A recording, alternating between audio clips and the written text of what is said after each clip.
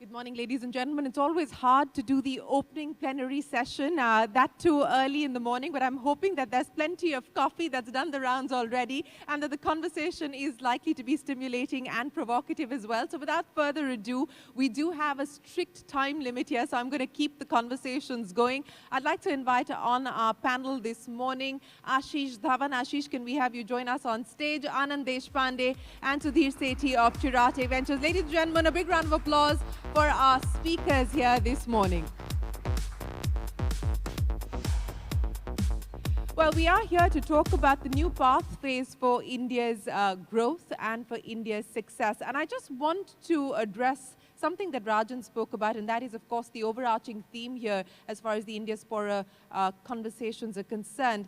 America innovates, China replicates, and courtesy Rajan, India collaborates. But I think it would be wise to not think of China just as someone or a country that replicates, because I think if anything in the last few months have shown us that China is out there on the innovation curve and driving the innovation curve in many, many ways. And I think it's important for us to acknowledge that. And it's also important for us to see how that is going to impact where we find ourselves. But let's talk a little bit about India.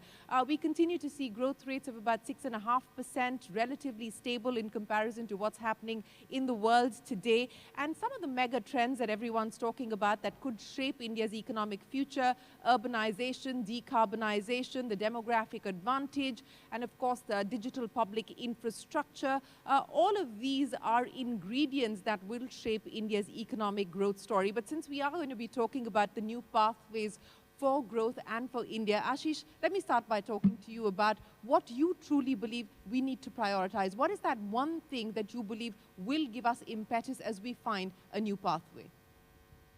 Thanks, Shereen.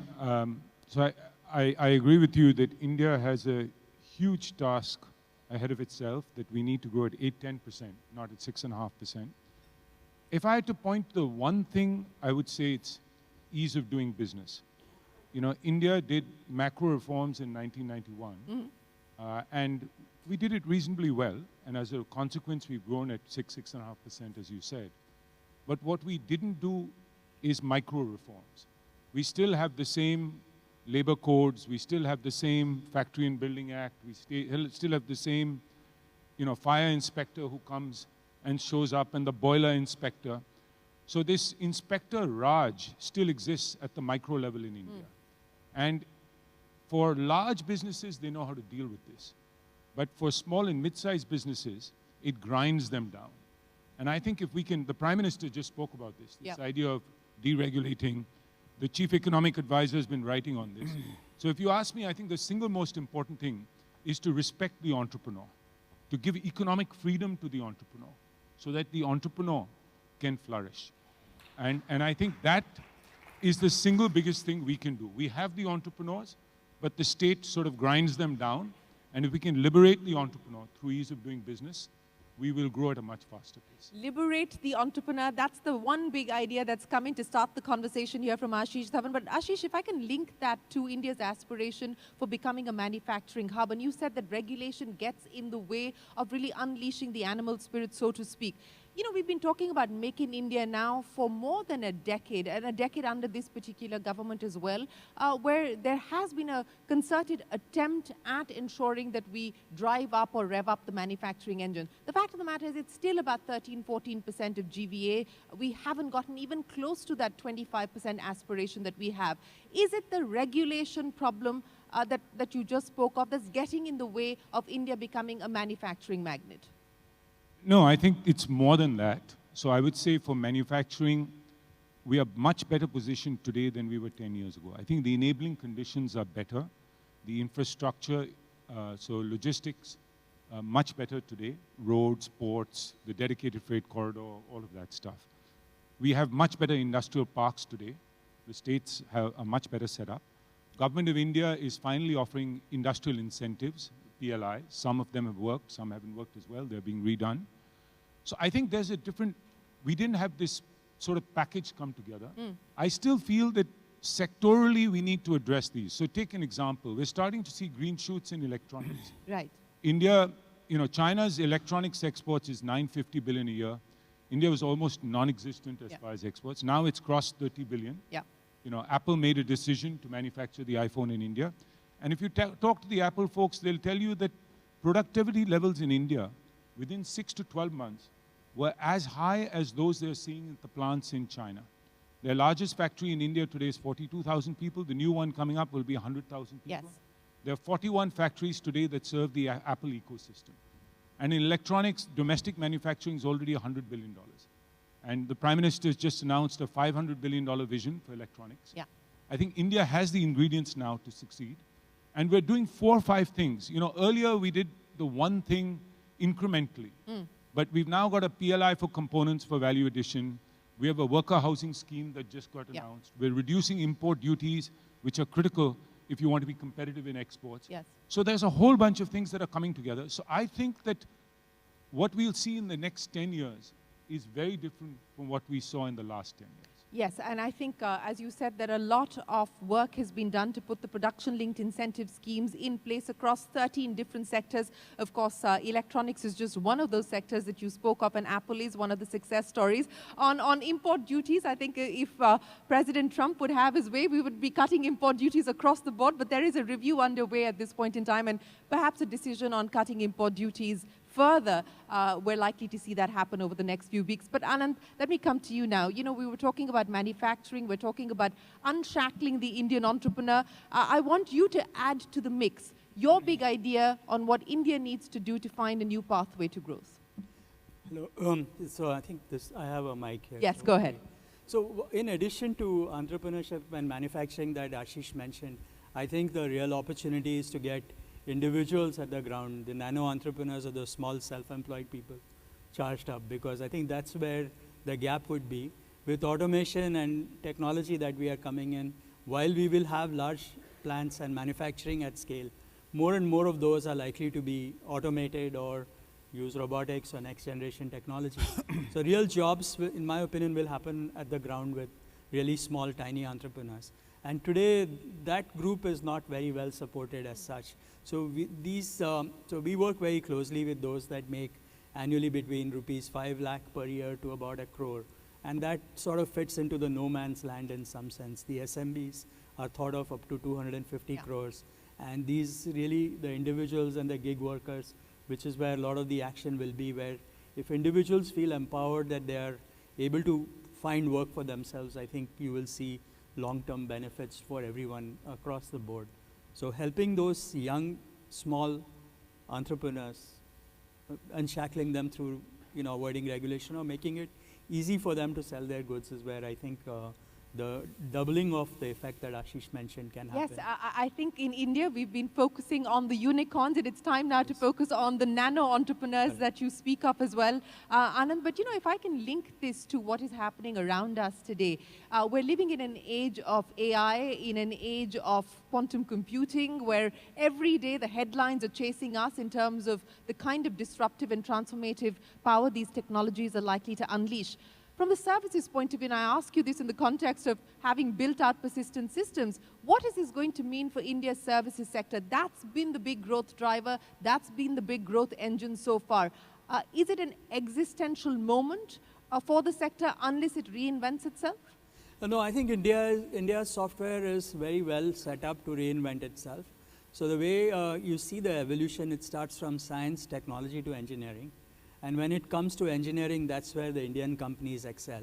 So I think when you start looking at the business models that Indian companies have done of being trusted collaborators or trusted partners for large enterprises, the AI deployment within the enterprise is very hard it's not something that, so what we say is that it's not like snorkeling, that you would come pick up AI and jump into mission critical applications. It's more like skydiving. So you need to have someone along with you. We have the parachutes though. Yes, so that's what engineering is all about, and that's what Indian IT will do really well.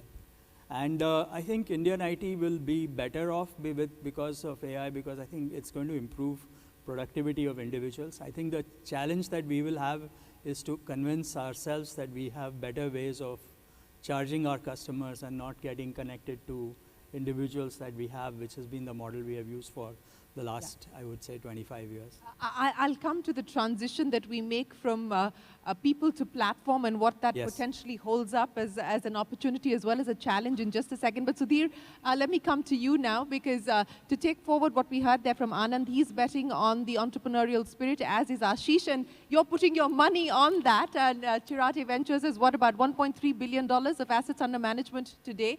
And this is a story that has been growing over the last 15, 20 years in India, and a story that's accelerated specifically in the last 15 years. In fact, 2024 was a breakout year for IPOs in India, perhaps the best year for Indian IPOs globally if you look at what's happened. But Sudhir, let's talk about, what you believe will be the pathway to success and growth for India from your lens of investing in India's startups. Thank you, Shereen. I'll speak from a capital point of view because that's what I do. I think India used to be running on a few cylinders, and now it's running on perhaps 100 cylinders. That's good. We've learned to run in parallel lanes fast right now. I think there are two things which are very, very important.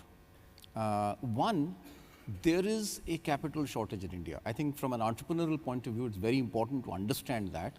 And the counter side of that coin is there is a lot of Indian rupee capital. The family wealth itself is valued at not valued, it's actually about $1.2 trillion. And in the next, I would say 4-5 years, it's likely to touch $3 trillion. Now, a bulk of this goes into public markets. Now, I think the big challenge is how can entrepreneurs tap the Indian rupee capital, which we've been talking to. There are a lot of people who are wealthy, very good people who recognize entrepreneurship. So how do you tap that into innovation? Because entrepreneurs are innovating in the market space with new business model, new technology, new revenue model, and new products, and new go-to-market. These are the 5 pillars of an entrepreneur scaling. So one thought which we've been sort of discussing is, instead of sectoral capital PLIs, why don't we look at an omnibus capital PLI? Okay. And the capital PLI doesn't decide where you have to go to. Capital PLI says, guys, you are now innovating. You're setting up manufacturing. You're setting up new product design. And that capital PLI reflects the direction in which entrepreneurs will take it, and similar benefits come at capital PLI level. And that to rupee capital will enormously fund R&D.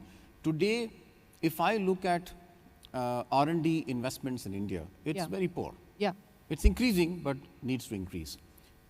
If you look at consumer companies, a Lenskart or a FirstCry have addressed 25 to 30 million consumers to build $500 million to $1 billion revenue.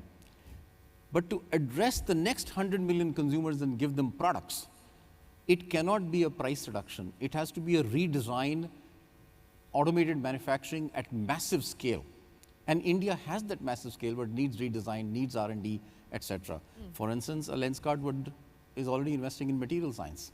FirstCry has taken out a soap. You may think it's simple, but to take out a soap at 75 rupees and distribute across 3,000 cities is not a joke. You need technology to do that.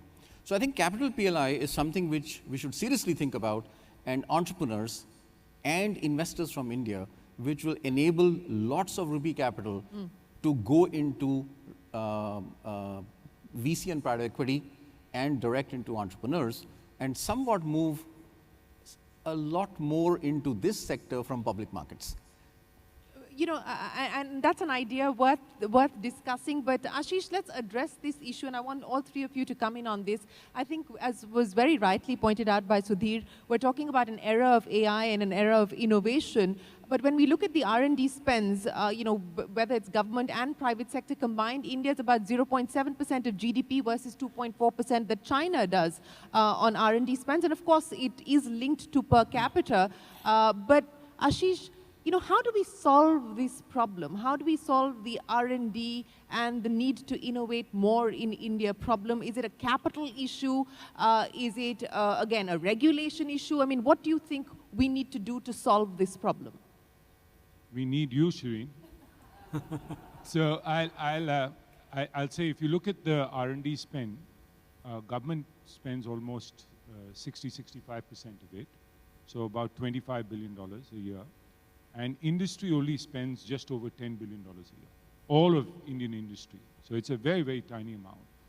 So I think the biggest thing is to get industry to be more committed to R&D. And for that, I think Chris and I were speaking about it, but we need more. There are plenty of exemplars in India who have done good work around R&D. Anand is one of them. There are many others.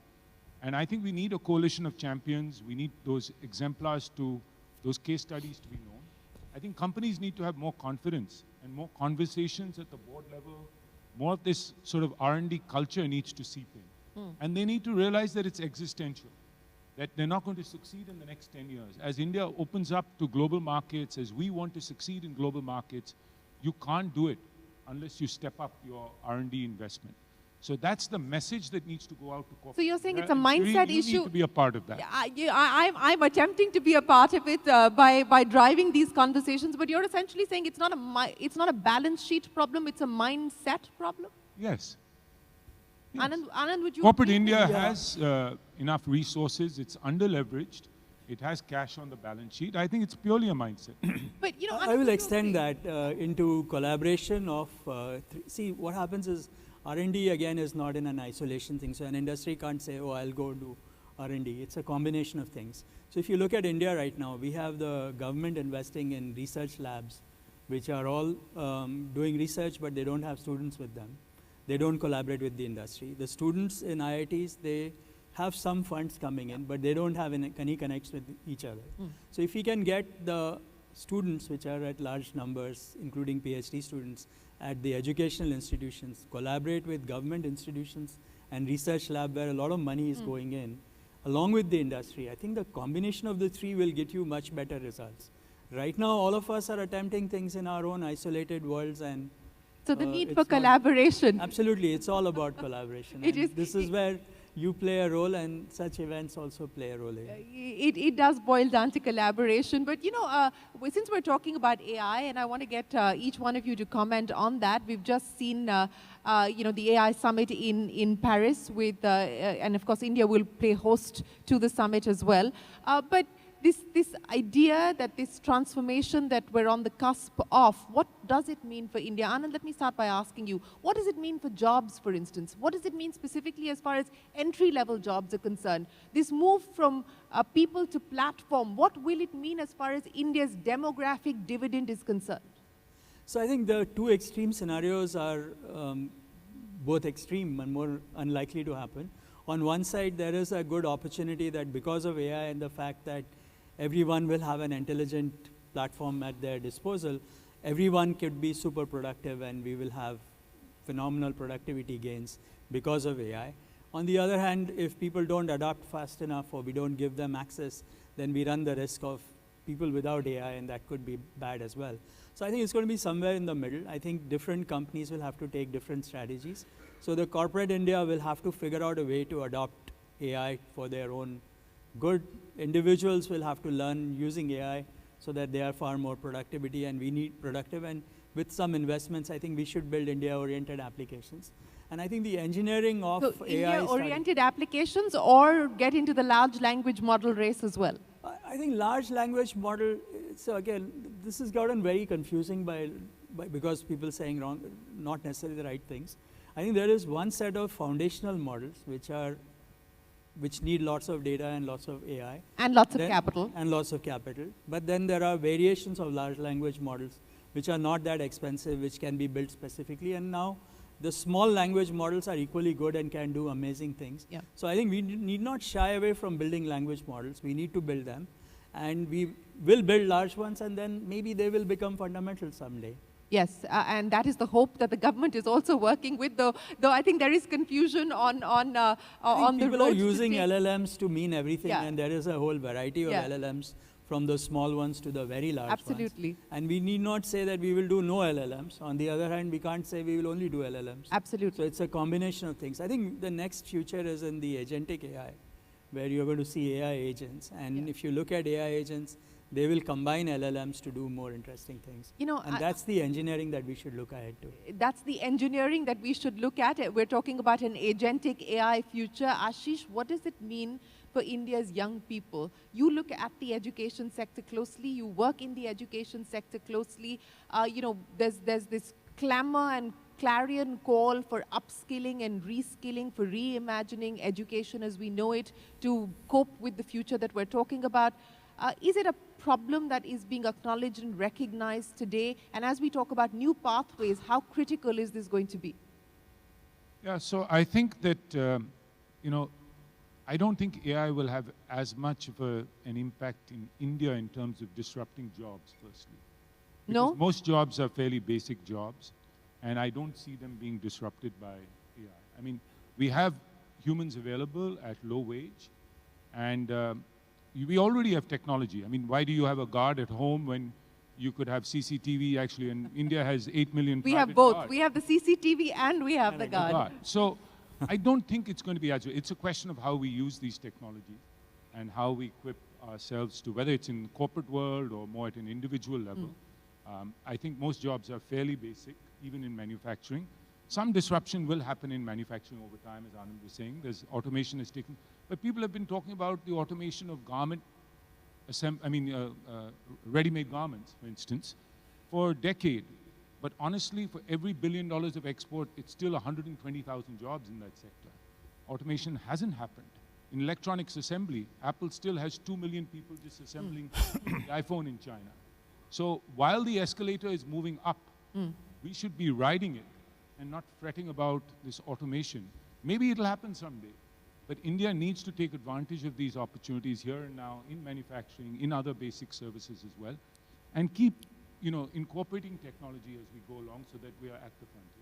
You know, speaking of being at the frontier, Sudhir, and I think to Ashish's point, I think one of the big success stories that we've really seen break out in the last 2 or 3 years in India is the quick commerce story. And it's a very uniquely Indian success story because it's been able to marry the power of people with with technology. Now, as you look ahead, you know, this India playbook, where do you see it playing out, given the fact that we already have the digital public infrastructure in place, we have success stories like quick commerce, where else do you see this India playbook playing out? So I think the India playbook is massive scale right now, which happened with UPI. UPI is 500 million people, but frequently usage of UPI on a daily basis is maybe 150 to 200 million people, but that enables an entrepreneur to think of a TAM which is large enough, which I think 5 years ago we never thought of as investors or entrepreneurs.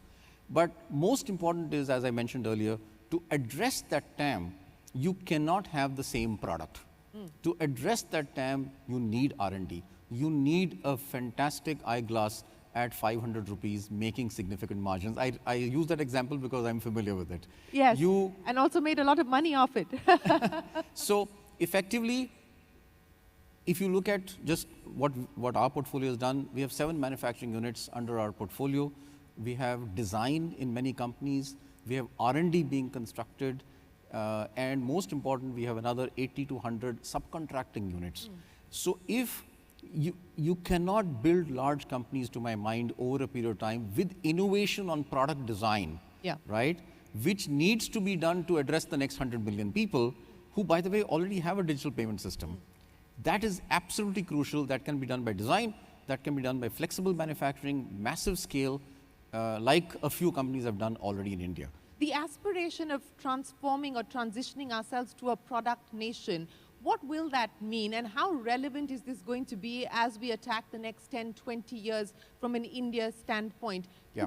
You know, this arc of moving from a services or marrying services with products, how significant is that going to be? It is very significant because if you look at us under normal products, I'm not even taking into technology products because that's a different ballgame altogether. Normal products, which we used to import and still do many times, I think with innovation coming in, those products can be made, designed, manufactured in India. And that's slowly happening overall. It can increase the speed. I mean, the startup ecosystem revenue today is about $45 billion. it is not a startup ecosystem. It is a massive industry right now. Yeah. Now, innovation is the fulcrum of this industry. But if you look at the first phase of companies, they were all service companies. Yeah. Right? Now, the second phase of companies, in whether it is SaaS or fintech or the platforms which are running, which enable quick commerce as an example, I think those are products which are being designed for a mass volume India. Yeah. Now, that needs innovation, that needs investment in R&D, and that is what is slowly happening right now. New companies coming up in robotics, new companies coming up in every single sector. Health, I mean, I think the question is, how do you deliver health to 1 billion people? Yeah.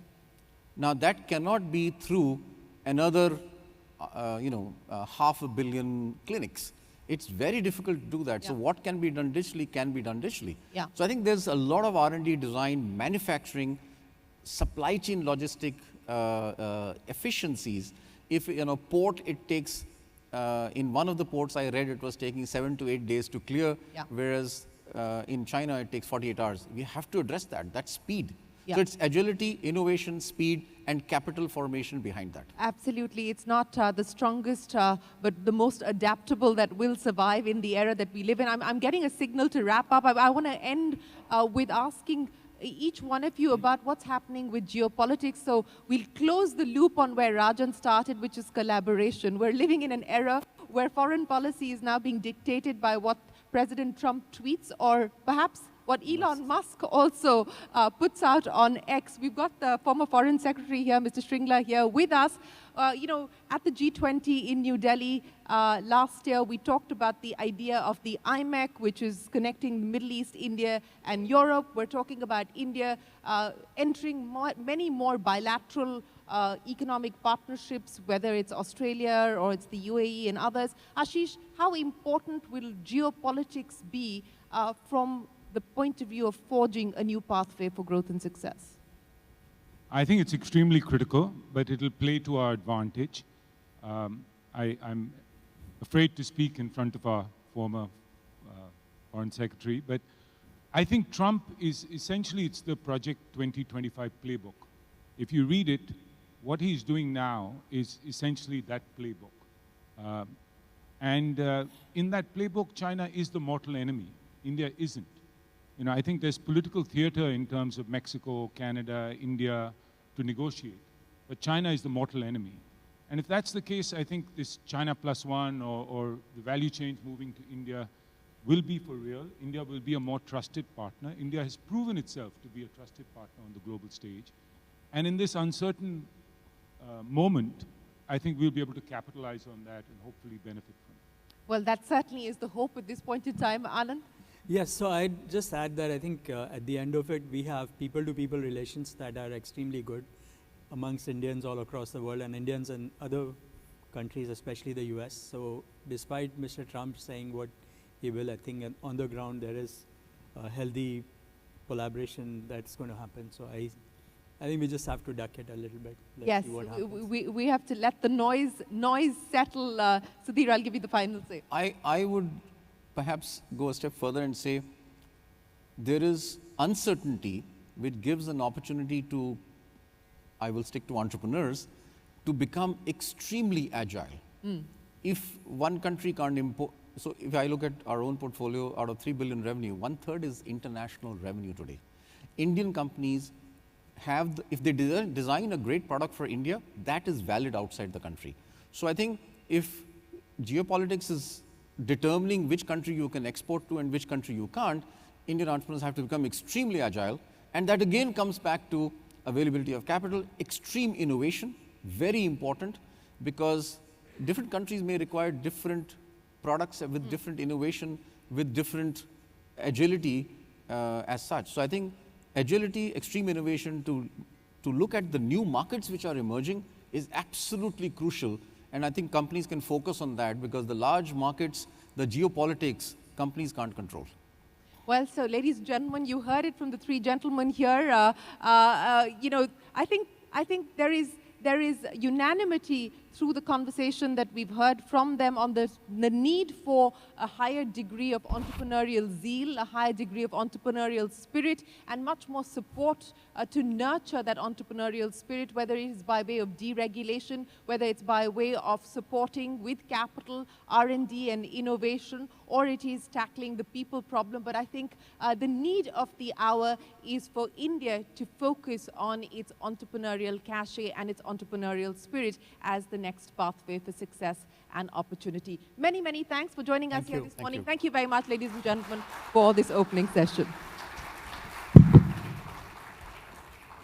We get a photo.